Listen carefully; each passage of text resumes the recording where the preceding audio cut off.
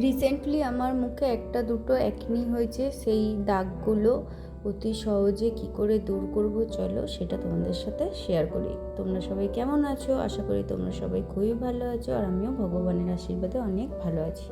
চলো ভিডিওটা শুরু করে ফেলি। প্রথমে আমি এখানে নিয়ে নিচ্ছি 1 চামচ বেসন। বেসন স্কিনকে ক্লিন অ্যান্ড স্মুথ করতে হেল্প করে, খুব সুন্দর পরিষ্কার হয়। আর এখন আমি নিয়ে নিলাম হলুদ। এই হলুদটা ছিল কাসুরি হলদি। আর তারপরে আমি নিয়ে নিলাম মধু 1 চামচ। আর এখন নিয়ে নিলাম অ্যালোভেরা। আর অ্যালোভেরাটা তো মানে গাছ থেকে পাড়া নিয়েছি, সেই জন্যই অ্যালোভেরার ধারগুলো কেটে কিছুক্ষণ জলে ভিজিয়ে রাখতে হবে।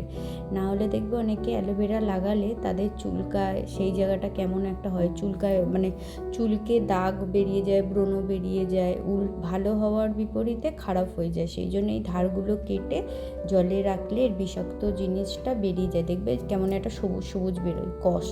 তারপরে ইউজ করলে কিছু আর হয় না। এবার আমি অ্যালোভেরাটা নিয়ে নিলাম, হাতে করেই আমি বের করে নিলাম ভালোভাবে।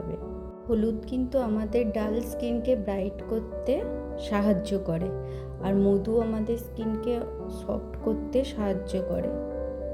সফটের সাথে সাথে কিন্তু হেলদি স্কিন বানাতেও মধু অনেকটাই সাহায্য করে। আর অ্যালোভেরা কিন্তু দাগ ছোপ সব দূর করতে, স্কিনকে ঠান্ডা রাখতে অনেকটাই হেল্প করে। এইবার আমি সব জিনিস নিয়ে নিলাম মাপ মতো 1 চামচ করে। আর একটু যখন শুকনো ছিল আমি এর মধ্যে আর একটু মধু ইউজ করেছি, কোনো জল ফল ইউজ করিনি। আর এই দেখো এখানে একটা দুটো ব্রণ হয়েছে, একটাই হয়েছে। এই ব্রণটা ঠিক করার জন্য আর স্কিনটা আর একটু পরিষ্কার করার জন্য, চকচকে তকতকে করার জন্য কিন্তু তোমরা এটা ইউজ করতেই পারো বানিয়ে। এবারে দেখো এটা আমি লাগিয়ে নিচ্ছি। আর এইটা কি বলো তো, পুরো ক্রিমের মতো একদম দেখতে হয়েছে। টেক্সচারটা ক্রিমি ক্রিমি থাকবে, মানে একদম জলীয় টাইপের হবে না। এইভাবে আমি পুরো গালে মেখে নেব।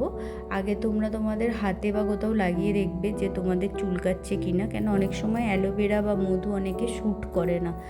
সেই জন্যই আগে হাতে একটু লাগিয়ে নেবে, যদি কোনো প্রবলেম না হয় তখন কিন্তু স্কিনে লাগিও। এবারে আমি এটা 15 মিনিট লাগিয়ে দেবো, মানে লাগিয়ে রাখলাম।